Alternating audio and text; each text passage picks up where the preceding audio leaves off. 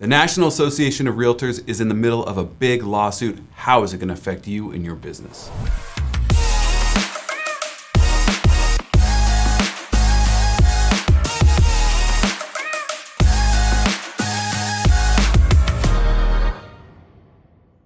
What's happening? I'm J.C Agajanian, broker associate with the Whistle Realty Group at eXp, bringing you the recap of the Monday morning mastermind put on by the Fast Forward movement, as we do every week. And today we've got another 3 great topics to cover, filled with lots of conversation, tips, and pointers from the nation's top producing agents, team leads, and individuals. So today we're going to cover what is really the best way to set your pricing given the current market circumstances. That's our first one. The next one is going to be, what should we expect with this whole commission suit taking place with NAR? And finally, we're going to talk about throwing Q4 events. How are you connecting with your clients now that the year is wrapping up? All right, let's get straight into it. Setting pricing in the current market. We have talked about this recently in one of our masterminds, and we're going to go into it a little bit deeper today. Really, a lot of people are recommending, out of the 3 primary list price strategies that you often explain to your sellers, look, we can put it right on the money where we think it ought to be. We can overprice it and hope we get close to that number, or we can underprice it and try and drive the number up to market value. It's unanimous. We're going under, given the current circumstances, certainly here in San Diego, but we got people chiming in from all over the nation on this topic this morning, and everyone really agrees. Not only is that the chosen strategy from this consensus of 400 plus top producing agents, but the consensus is to not just underprice your listing, but to dramatically underprice your listing. Anywhere from a 10 to 15% cut to a ridiculous cut where the price doesn't even make sense at all, and it seems like there's not really a price on it at all. For example, if we're gonna list a property at $800K, the recommendation we got today was to price it at 7. It's crazy, it's low, and it may be a hard sell to your clients, but the recommendation is you're gonna do better off that way. They say you're gonna get market value regardless, maybe higher. You want to really build the case with your clients using market data and preferentially, if possible, your own listing data history to support the evidence, right? We're going to be listing at this price, we're going to sell it at this price, and it only happened in this many days. And if you've got a spreadsheet or something you can use to demonstrate that it works, it's going to have a lot more power when you explain it to them. We really need to position our listings aggressively these days so that we get multiple offers right away. If you really do this right, there's a lot of times when you won't even have to go through a round of counters, because the buyers, they know where the price needs to be to win, and that's really what they want to do, is win. And that's what we're doing here, is creating that auction-like scenario. I mean, you can ask your sellers, do you want to find out whether or not you're right and I'm right, assuming we agree about this market value 90 days from now, or should we find out next week? That kind of has some power too, don't you think? That being said, we really need to be aware of what's happening in the market at all times. We've got to be acutely in tune with whether or not just values are rising or lowering, but what's happening with activity, what's happening with market time. Is it appropriate? Because this pricing strategy seems to be working great right now, but it's not appropriate in all circumstances. You know, you're not always going to want to undercut your listing by 15%. The other one that I mentioned, the grossly underpriced listing, this sounds crazy,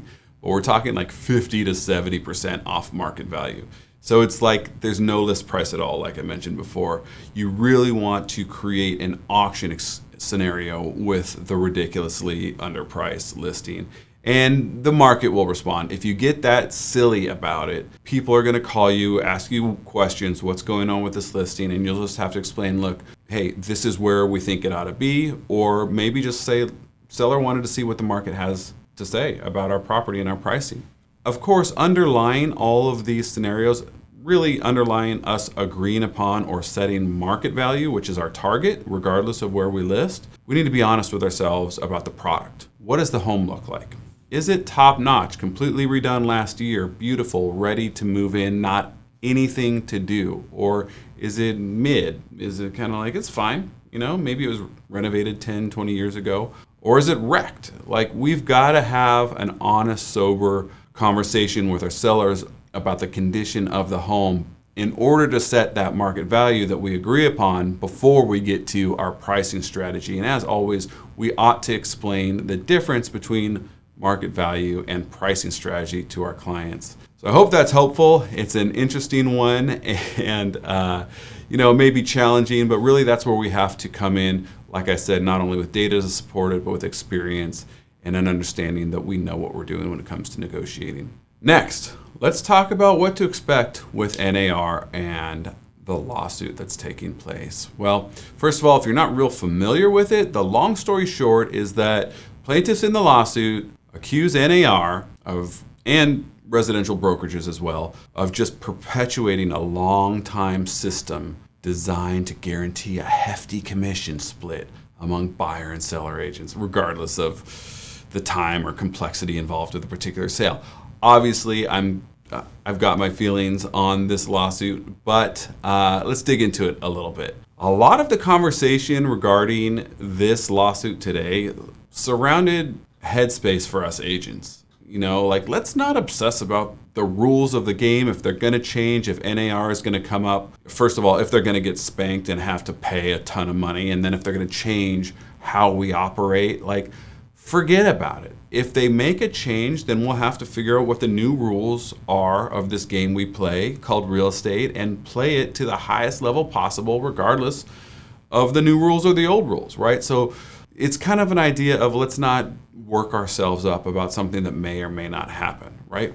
As of now, nothing's changed. So what are we stressing about? We ought to be focused on setting appointments, frankly, and not worrying about news, headlines. And it's kind of similar to our clients, our sellers and our buyers being obsessed about what they hear in the news as opposed to the market data you present at a listing appointment. It's the same kind of thing. Let's not let our eyes be taken off the ball. Let's focus on what's important, because I don't know about you, but not many people I know are doing equal or more business this year than they did last year. So let's focus on that as opposed to worrying about news headlines. We actually heard from one of the top real estate brokerage executives say he doesn't think anything's going to change. He doesn't know how this is going to shake out with NAR, but he doesn't think any commission rule or changes are coming down the pike at us. If you're worried about the co-op fees being driven into the ground, focus on your buyer appointments and set expectations with your buyers. I don't know if any of you have ever been exposed to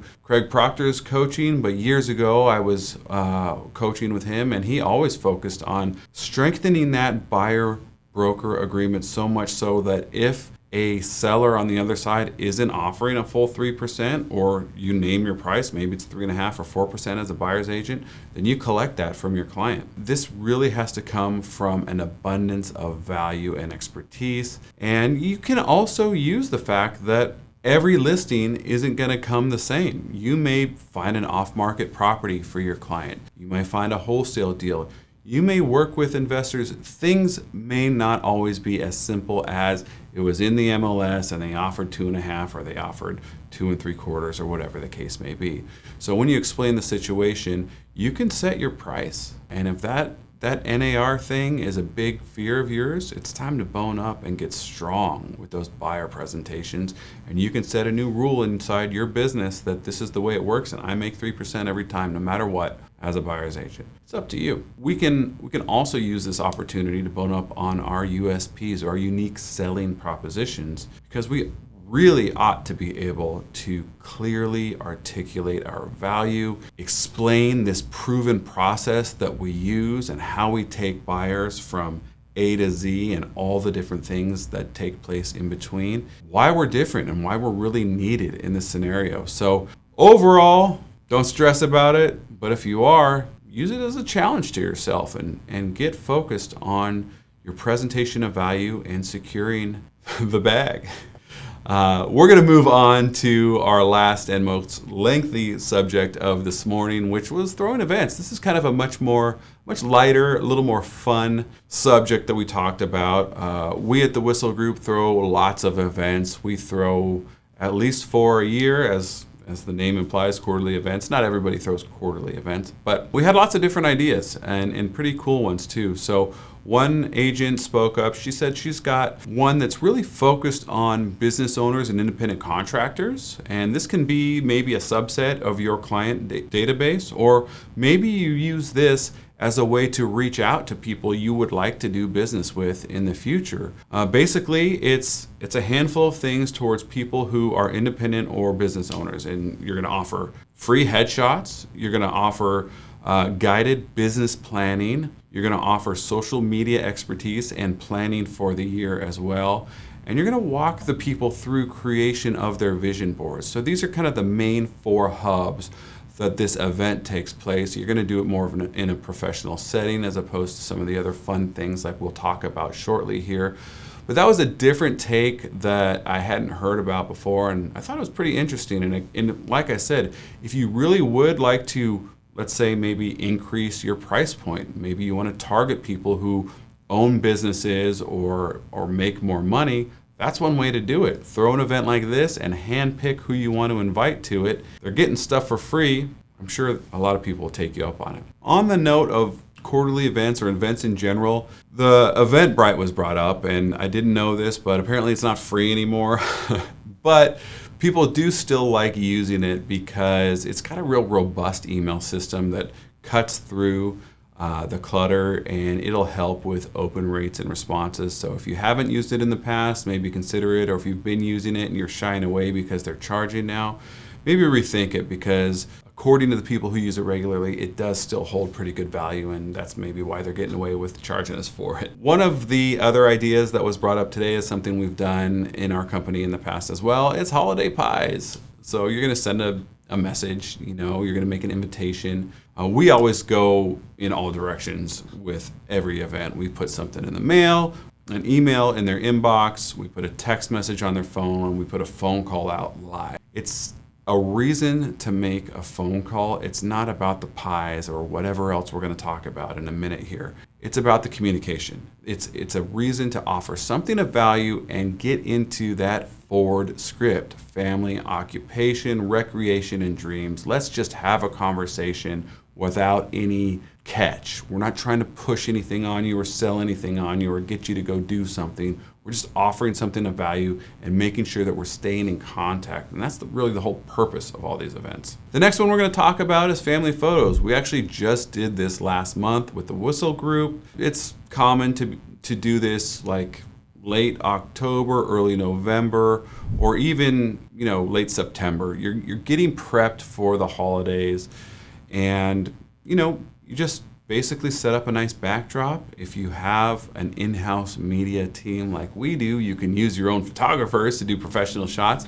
If not, you can partner with a local group and again try and work a deal so that you have maybe some signage or some sort of display to get them some exposure, or maybe just ask them for a discount for the same type of thing. This is a great middle ground for most people. And a great add-on to that is to pump up your personal social media exposure by giving out tickets or for being tagged or for sharing photos. This way, they can have a chance to win something more for simply posting the photo that they got and tagging somebody that they're already in relationship with. Again, most of these people are going to be part of your sphere of influence or past clients of yours as well. The next one we're going to talk about is a holiday food drive. This is great for the fall or winter time, depending on when you want to do it. What we like to do is first set up a holiday food drive for the needy, and then we'll do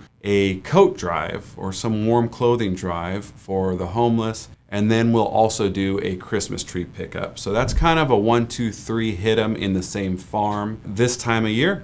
And as I just said, it is more of a farming play than something for your sphere and past clients. This is hopefully a way to gain more exposure and potentially some new business this time of year. And what we do is we'll either door knock or door drop the invitation to participate in this food drive. And the same kind of process applies to the coat drive and the Christmas tree pickup.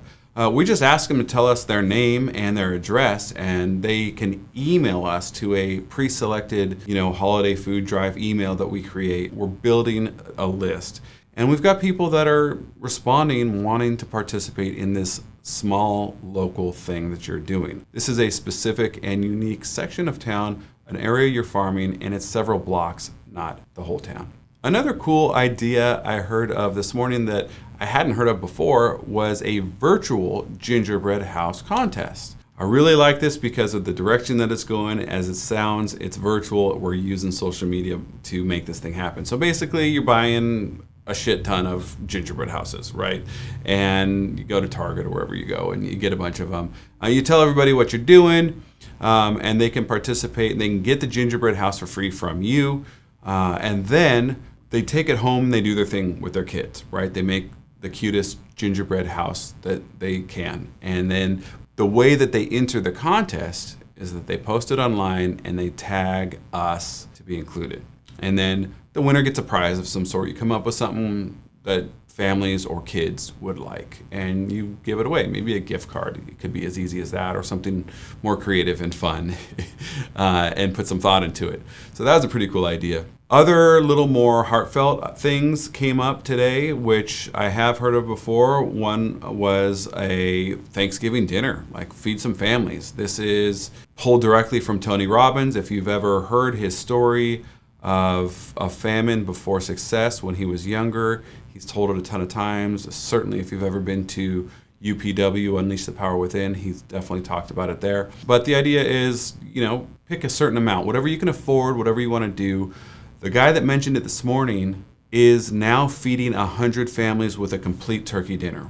But he didn't start there. He started with 5. He just said, I'm going to feed 5 people who could not afford a proper Thanksgiving dinner this year. And he grew from there. Another similar idea is classroom gifts, gifts for kids this time of year. Maybe they are, a lower income school in a different part of town, or maybe there's some special ed schools that focus on kids with special needs. Classroom gifts is a great way to get involved as well. Santa is huge this time of year, right?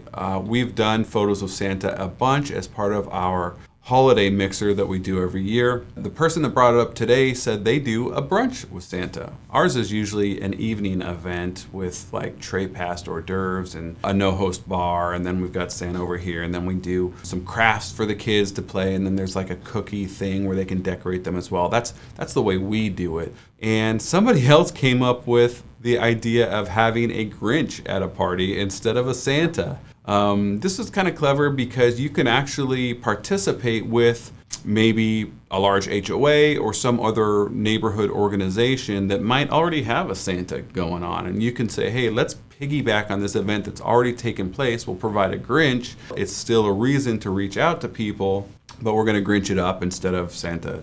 In all of this, we have to remember who we're targeting. Really, it's not like one size really fits all. A lot of people who might attend a photos with Santa thing are going to be families, and there may be people who are uninterested if they don't have families. So if you're thinking this way, like maybe we do a pies and pints and focus on singles and young professionals, and maybe we do something different for the families. We can get a little detailed with it and maybe do a pop-by with pies and pints instead of a come to the office or come to a venue for like a photo event, right? So let's just be aware of who we're reaching out to. You're not going to be able to isolate your entire database and cater to every unique demographic within, but if you happen to know that there's a good subsect that is just not going to show up to something more family-oriented, maybe you pivot and you do something different at the same time for those type of people. As always, whether or not it's a specific photo event, like the family photo thing that we've done or the photos with Santa, having a photographer there is a great idea. You want to have another reason to get more information, frankly. Maybe you're just confirming email contact information if they're past clients or Sphere already.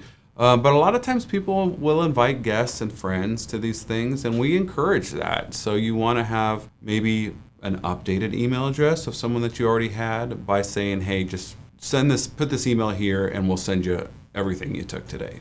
Another way to add to whatever event you're already throwing is to loop in some sort of philanthropy. And you're going to publicize that you're helping maybe with every something donated or whatever the case may be. It adds that good-natured feel to what you're doing. As we said before, raffling off prizes at the events is another great way to collect more data and make sure that whatever information you have on the people that you're already working with is up to date, or if there are new people, then you're creating more people in the list, in the database. If it's too expensive, like I said before with the pies, partner up with a local vendor. They're probably happy to get a little bit of extra exposure right now given where the economy's at.